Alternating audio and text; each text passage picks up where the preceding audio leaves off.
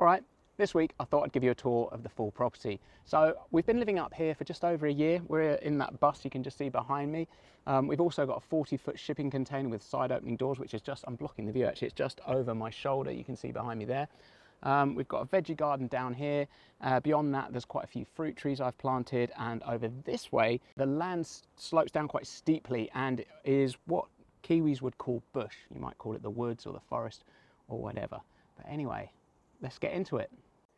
That last shot, I was sitting on top of this container, which is a 20-foot, heavily used. It was a pretty cheap container. Good thing about containers is, you know, when you buy land and then you want to live on it, you know, where does your stuff go? And containers are kind of a good solution to that because they're cheap and they're pretty safe and secure. They're also really easy to get hold of. You can order one and it will turn up like a few days later. I think from me paying for this, it was like the next day, there you go, where do you want it? And then they bring it and put it there. So it's just a really quick and easy solution.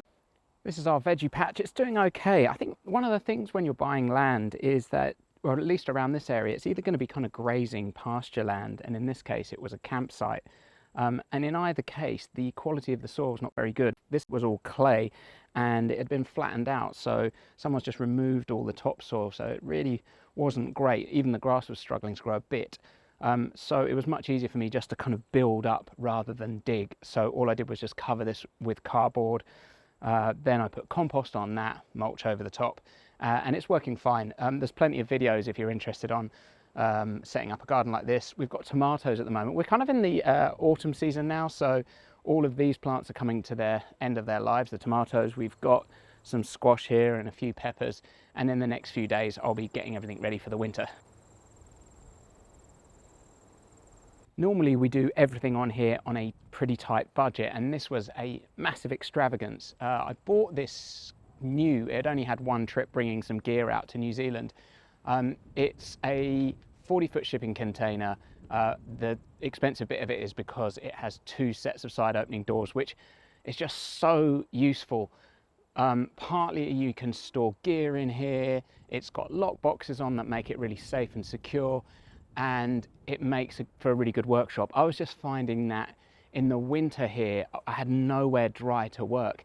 That was the solution to this. So there's no power in there or anything like that at the moment. I just leave the doors open, run a cable in, and it serves as a really, really good workshop. I couldn't be happier with it. It's yeah, it's awesome. Also for the footings on this, they're quite interesting. There's no concrete or anything like that. I wanted to get this set up really quickly, and so I just paid for someone to come in and put in these screw piles. So it's a really cool system. They just kind of like screw into the ground, and then they're obviously very accurately laid out exactly for where this container needs to go, and the heights are adjusted perfectly. So it was just a kind of a quick and easy solution and saved me a lot of digging and mucking about with concrete and all of that sort of stuff. Plus my measurements and markings may not have been perfect, and then when that comes to kind of get craned onto the site, if you'd messed it up, would have been a disaster. But anyway, that works really well for us. This was the only structure on the land when we bought it, because this used to be a campsite. This was a kind of picnic area with a shade. Really cool thing about it though is this gutter, because it could save a small amount of water. So we've got just a 5,000 litre tank there, which was enough to just kind of allow us to live up here and get us going. This also was really useful just as an outdoor kitchen. You know, we didn't have anywhere to cook, so just giving us a little bit of shelter out of the rain meant that we could cook up here and live on the land, which was so important to us because, you know, we didn't want to be spending money on rent or living in our van for months on end.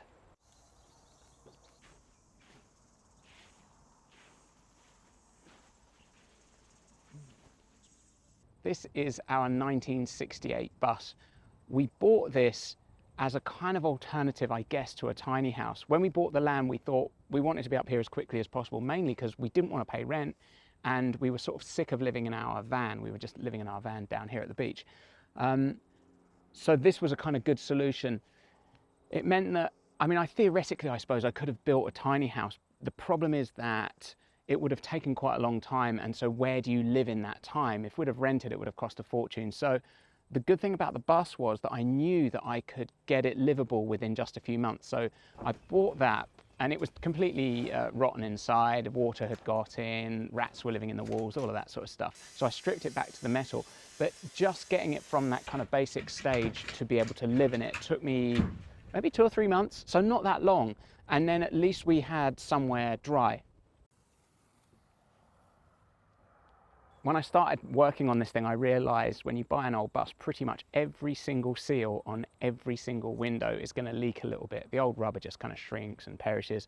And I was going around fixing it up, and it was winter, and I realized how hot I was as well in the bus, as the light was just, you know, beating down on the bus, and the bus heats up. And so I kind of thought, let's build a roof over it. We're not going to drive it anyway, and having a roof is really cool. It means that it keeps the heat off in the summer, and it also gives us somewhere to mount solar panels, and it also provides us with drinking water, because we get a lot of rain here and we can just collect it off the roof. I still haven't built the gutter yet. That's a kind of work in progress. So the next step is for me to build a deck. So I'll bring a deck out to here and yeah, put a gutter in and a tank the other side of the bus. This bus was a little bit more expensive than your average one. The cheapest ones were probably kind of 1980s Japanese buses.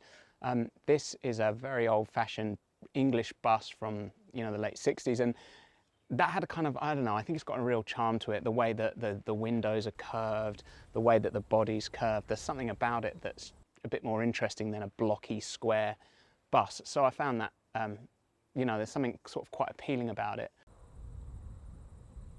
The other really good thing about this is the price. In terms of size, this is like 11 meters long, which is 30-ish feet.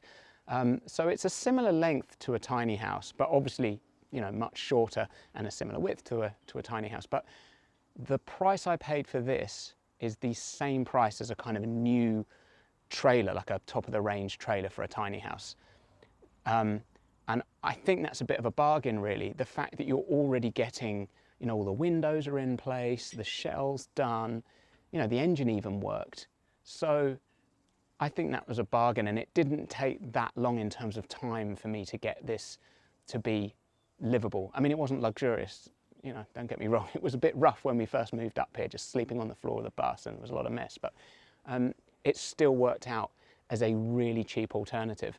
I'll show you the solar setup in the back here. By the way, I'll put little chapter markers on, so if there are any bits that you find a bit boring, just skip ahead. So these are, I don't know how smart an idea this was to put it in the back, but we just didn't have anywhere else at the time, so that's what I did. I think eventually I'll move it out. The issue with having it in the back here is the fan. There's a fan on the inverter, so you know, the fridge kicks in, starts to draw power, fans kick on. Not ideal. Anyway, these are our batteries. There's 4 of them here, total of 100 kilowatts. That is way more power than we need at the moment, but I kind of wanted to future-proof ourselves. I really didn't want to get to the stage where, you know, a few years down the line, it's the winter and you're trying to use a saw and you run out of power. I just thought that's no good. So I kind of just went big on it. It was a pretty easy decision to make. You know, connecting to the grid is actually quite expensive if the property doesn't already have power. So I just got those funds, dumped it into a solar system, and there you go, you're good. I bought this as an all-in kit, which just made life quite easy. It came with really clear instructions, allowed me to wire everything up, and it all works perfectly. So really happy with this setup. Making this into a comfortable living space wasn't really that hard. Once I got rid of the old kind of walls which were rotten, took out the insulation, I put in sheep's wool all around. I put a little bit of insulation on the floor, and then I put in a wood-fired stove, and having that stove, like, it just transforms the place, particularly in winter if you've got a kind of grim, rainy day. Just being able to sit in there in the warmth is, it's awesome. And it's funny, a lot of people have come around and they're expecting it to be cold, and we can be in there in the winter in our t-shirts with the stove on, and yeah, it's really nice. Initially, I built a small bathroom inside the bus, and I thought, I don't know, when you're living in that confined space, living in, you know, having this tiny little shower and a tiny little toilet area all in the same area, it just, I don't know. If you're on the road, that's the only option, and so it makes sense. But for us, I thought, we've got all this space, let's use it. I definitely could have built this smaller, but I really wanted some space, and it just feels nice when you live in a bus to come out and have a bit of room. It feels somehow luxurious. You've got a great view. You can see down to the harbour, kind of comes around here, so you can see right down to the water. You've got a lovely view out through the trees. Got a little basin here, this was off the bus, obviously. And best of all, we've got this really cool composting toilet, which I just finished a few weeks ago. This thing is awesome. So we were using the Nature's Head, which is, I think, for a small contained space, that's probably the best you can get, I would think, in terms of compost toilets. This, however, is just a whole different beast. This is a normal kind of, well, it's not normal, but it's a porcelain toilet, so it gives it that kind of normal look. And all of the composting happens below the floor. So I did have to kind of dig this level, or at least my dad had to dig the ground level underneath this. And then we can slide in these containers. So it's basically a batch composting system where one of the containers, which they're pretty large, they're this kind of size, so it takes a long time to fill one up. So it might take somewhere between 4 and 6 months, something like that, to fill up. Once it's full, you then remove it and put the second container in, and then leave that one. So the good thing is when you leave the other container, by the time you're using it, it will have been there for a year approximately. And what's really cool about that is you're not dealing with some kind of like raw sewage, you're dealing with compost. So, you know, I always need compost. I've got a lot of fruit trees, I have a big need for it. So to be able to use that, I'm hoping that the whole deal of changing this around and taking the old one away will be a pleasurable experience rather than kind of just dumping out the buckets of, dumping out the contents of the Nature's Head. So I'm really, really happy with this so far.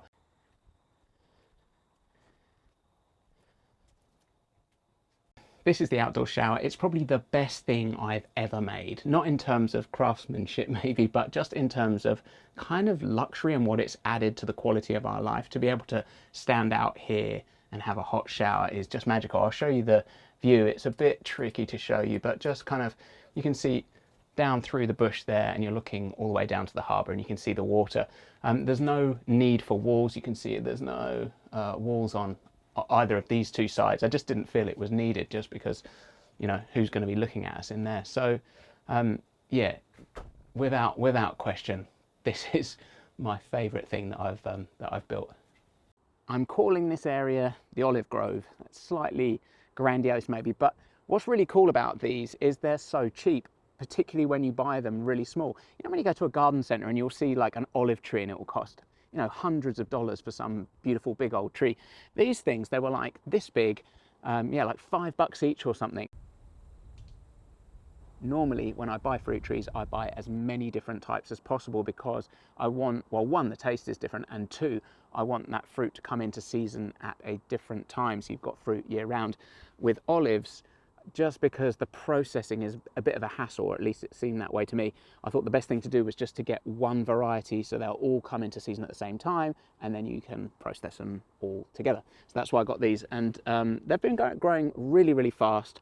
I'm really happy with them. In terms of spacing on a normal olive grove, olives are huge, and so they're spaced out like 6 meters, that kind of thing. Not sure what that is in feet, but it's big. These, on the other hand, I've spaced quite close together. These are probably like 2.5 meters between each one, planted on a kind of triangle shape. I don't mind that. What will happen is that the plants will kind of grow together, and that will act as kind of a wind barrier, which I need. The wind comes from over here, so if I've got a bit of a wind barrier that also provides fruit, that's a good thing. I've planted a lot of fruit trees. I don't know how many like now, probably over 70, maybe 80. I've got no idea. There's a lot of them. I've got things like, you know, stone fruit, peaches, plums, nectarines, there's apples, lots of guavas, lots of feijoas. I've got about 9 varieties of feijoas. I just think they offer such kind of good return on your invested time. You know, they don't cost that much. You chuck them in the ground and they bring fruit, and they get fruit pretty quick. So we've only been on the land just over 1.5 years, something like that. And the nectarine that I planted as soon as we got here gave us 20 fruit this year. We probably also got about 20 peaches. So those were the 2 fruit trees that have started. And we also got a bit of citrus. So we've got limes and lemons, they're already fruiting. And a lot of the other trees will start fruiting, I think, from next year. I'm so into it. I just think it's great. Absolutely love it. If you've watched any of my videos, you probably know that I rattle on about compost quite a lot. I really like it. It's kind of fun to make, and I also think it just sort of drives everything along. Once you've got good compost, things just grow well. I'll show you a bit if you're interested. So this has been around for a while. You can see it's looking pretty good. There's a lot of woody sort of bits here because I get so many pine needles, and that sort of is what makes up my browns a lot of the time. But that's fine, it works out really well. So it's just a basic 3-bay system, free to build, just bits of wire and a few pallets. If there's one tree that is happy in this place, it's this. It's a mountain papaya. Absolutely loves it here. I started it this big, 1.5 years, taller than me. It's brilliant, and I can already see there's a few flowers out there and it's going to start to fruit, so I'm very excited about this little one. Got quite a few berries along this fence line here, so we've got some, these are just some raspberries that are just starting to come through now, and these are Cape Gooseberry or Physalis, and they are doing really well. It's just kind of started off as a small plant and it just kind of spreads, so if you're planting that one you probably have to keep it in check a bit, but yeah, I like these. They're quite sort of tangy tasting, not as sweet as a lot of fruit, but yeah, they've got a real nice flavour.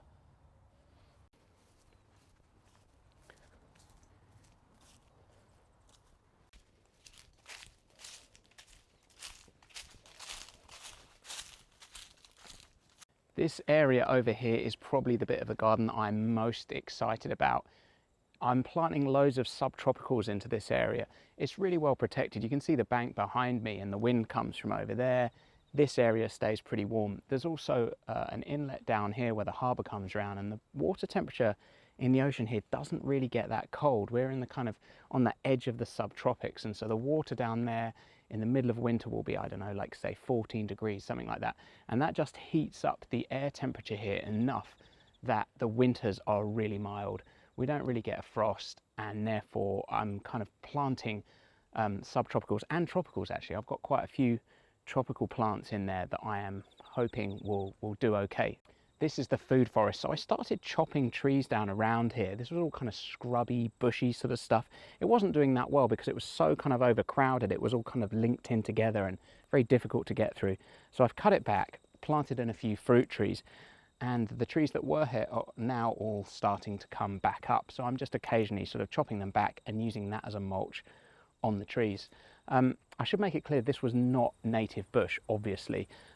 It looks like it, but this is just regenerative growth. So at some point this would have been farmland, and then these trees have just sort of come back in over the years. Around me here I've got a babaco. This is a tropical papaya. It's a macadamia nut. It's a Japanese raisin. Japanese raisins are quite unusual trees. It's not the fruit at the end that you eat. It's this kind of twisty bit that leads to the fruit that gives it, it's like a sort of dried fruit. They also sell it as a hangover cure, but I thought it looked like a fun tree to grow.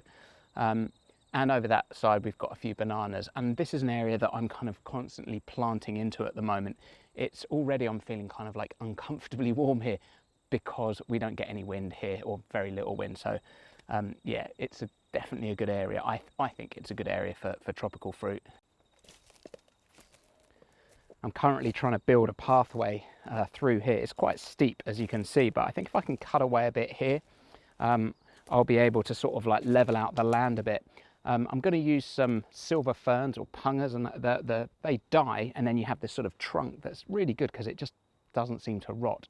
So I'm going to cut those down, lay them down, and then that will act as a kind of like a terracing system, I guess, to sort of hold a bit of earth, and into that earth I'll plant a few more trees. So hopefully a few banana trees and a few other subtropicals will run along this area here. And then this leads down into the bush.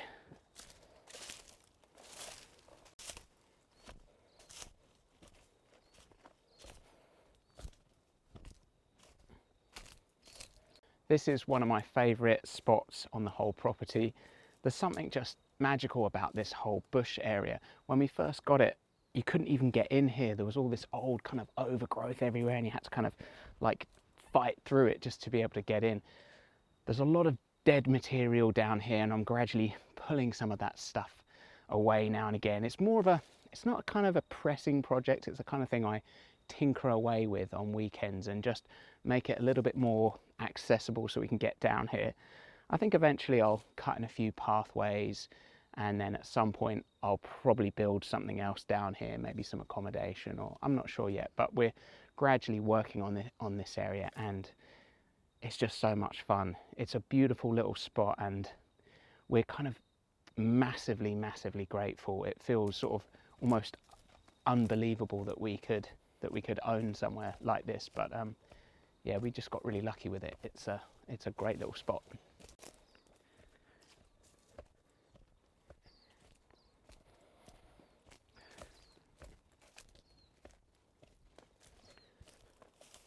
A lot of the bush down here is kind of like this, like really overgrown. It's kind of quite difficult to make your way through. This is banana passion fruit, which I didn't plant it. It's the kind of thing that someone would have planted in their garden. A bird ate it, you know, it lands here, grows up, and it kind of strangles all of the kind of native plants, but it's like that all over the place. A lot of that, you know, you'll get these trees that kind of fall down and then they'll smash onto something else, and then that thing will struggle to grow, and then a vine will grow all over it, and you get a sort of just a morass of vegetation which is quite hard to fight your way through.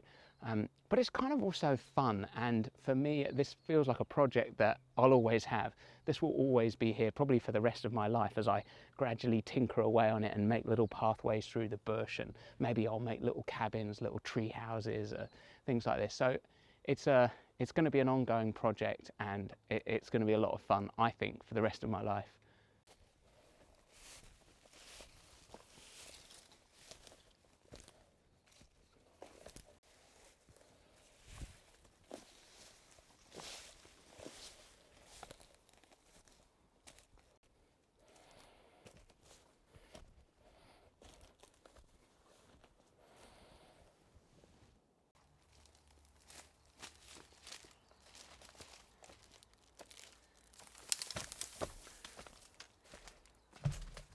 So this is a really nice little area down here.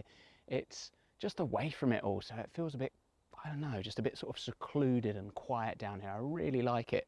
The only problem is I didn't show it all because it's quite tricky just battling through the bush to get here, particularly when you're carrying a camera and a tripod.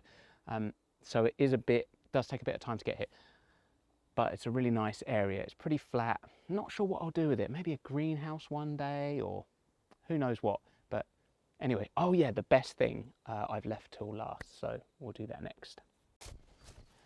I almost forgot. I feel like I should mention these. A friend gave me these when he moved house, so they're pretty big and they've been transplanted, I don't know, like 6 months ago. So then they're struggling a little bit as they establish their roots, but you can see this one's got a new leaf growing out there. I think this one, yeah, this one's got another new one there, so they're going to be fine. Really happy that these are doing okay here. I feel like these are going to be beasts, but we shall find out.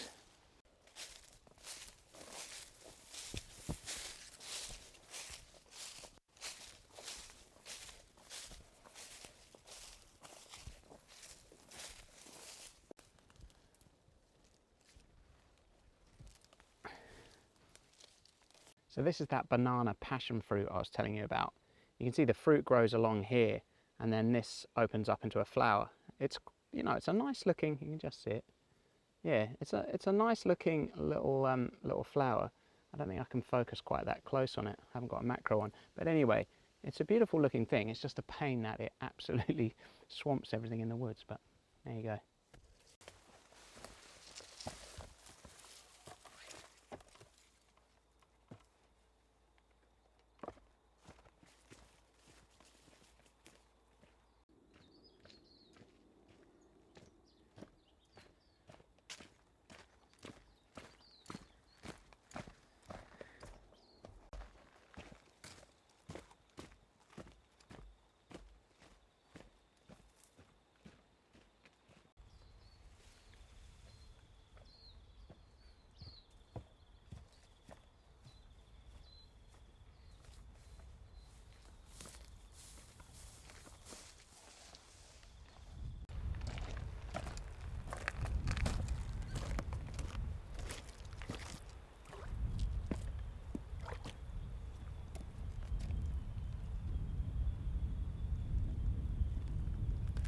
You know, it's weird. You'd think we'd be down here all the time, but we don't actually come down that much. We've swam in here a few times over the summer just to cool down, but most of the time we go to the beach just because I'm into surfing, and obviously this is a harbour. well, that's it for the tour. If you're interested in any one of those particular things, like the garden or how the bus was made or how the shower area was made, I've put a playlist there, so you can just go to those and find out anything you want. Thanks so much for watching, and I'll see you next week.